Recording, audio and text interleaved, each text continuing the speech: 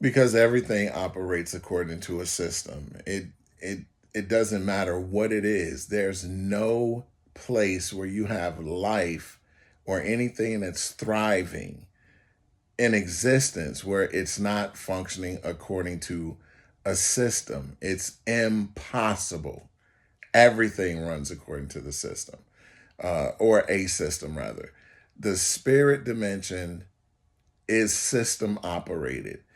The operating system in the spirit are words. It is just, but it's basically words are everything when it comes to any operating system, whether it be in heaven, on earth, in the digital world, the coding, all of these things that are embedded in within the fabric of the system. It comes down to words and language and the way things are put together. If you don't put them together properly, you're not going to get the output that you're expecting. It's, we know this and understand this about everything that we do in life. You go to the ATM, there are numbers, there's language that ATM recognizes. This happens to be a numerical pattern, but it's a numerical pattern that you set up to access your particular account. So if you have to do that in just everyday stuff, if I want to access my money, if I want to come into my house, there's a certain key code that's cut into the metal that fits the lock. It's everything we do has to have some form of language, coding. Words means logic. There has to be some logical connotation to it all. And we know this inherently.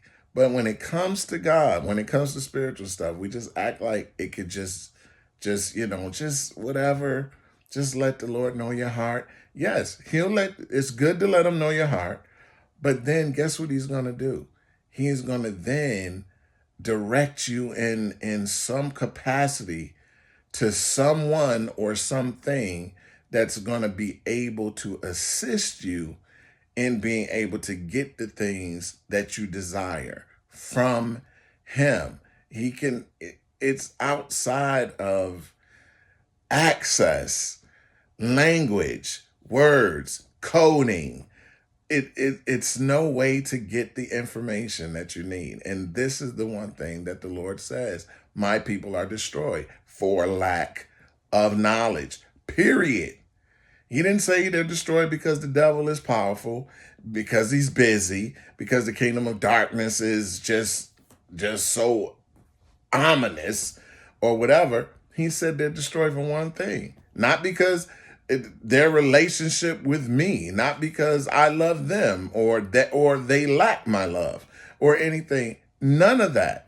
One thing: lack of knowledge. My people are destroyed for lack of knowledge. Period.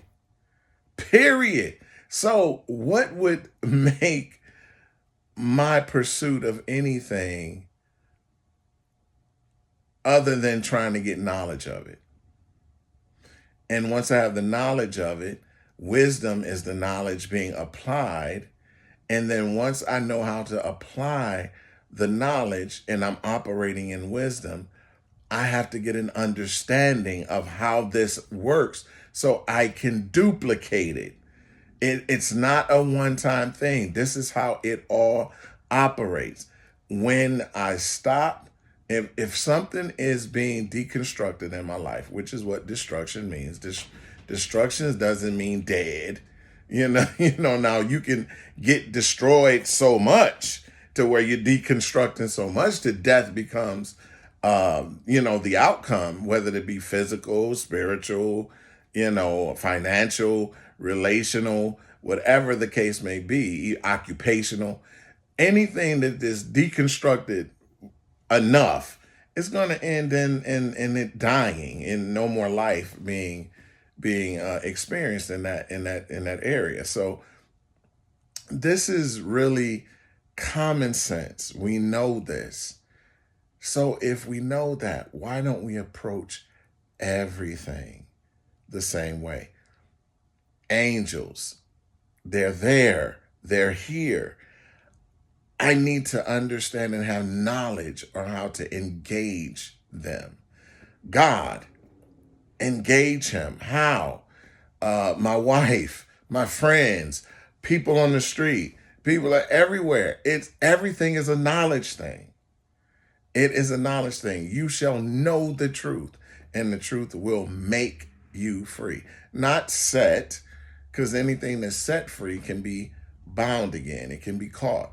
But made free, meaning there's no shackle, there's no bondage for that.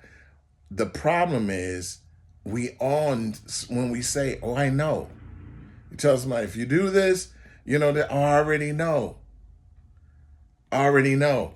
And so when God says knowledge, he's taking everything for granted to where you don't just know what to do, but you're doing what you know. And that is where the wisdom comes in. And then understanding, like the word says, when King Solomon says, wisdom is the principal thing. Knowledge, application of knowledge is the main thing. But in all your, so therefore, get wisdom. But in all you're getting, make sure you get an understanding. Why? So I can duplicate this. I can duplicate it over here. I can duplicate it when it comes to my financial resources, when it comes to my health, my physical health, my spiritual health, my mental health. It's all a knowledge, wisdom, understanding platform. It's just it's the same thing, but it all is going to stem from words, language, access, coding, all of this stuff. It's just knowing. And no one expects you to know everything, but God is making everything available for you to take advantage of the things that you need to know. You need to know how to get this. Someone's going to be able to assist you in that. Someone's going to be able to give you some assistance, some wisdom imparted to you that's going to be able to allow you to access whatever it is that you need. That is just the reality of life, period. When God says he's going to give you everything you need, it doesn't mean he's going to give it to you. He's going to give some to you, some to another person, some to another person. One thing that he will do, though, is he will divinely make sure that those paths cross. When you are aligning yourself with the things of God in the way that you need to be doing it, he's going to always make sure that your path cross but if you're sitting here pruned up in your spirit, mad about everything, you got unforgiveness, you got unreconciled issues that you just won't fix. It's not God's fault that you were unable to see his provisions because of the situation you allowed yourself to be overtaken by. That is all the enemy wants to do, is blind you, deceive you, frustrate you, stress you. But because when you're in those emotional states, you can't hear God.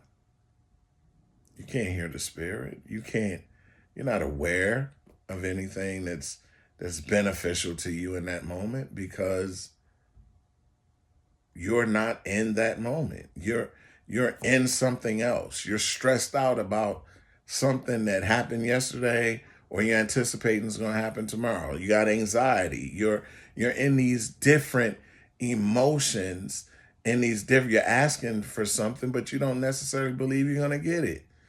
Or it could happen. It could not happen. It might be God's will, maybe not.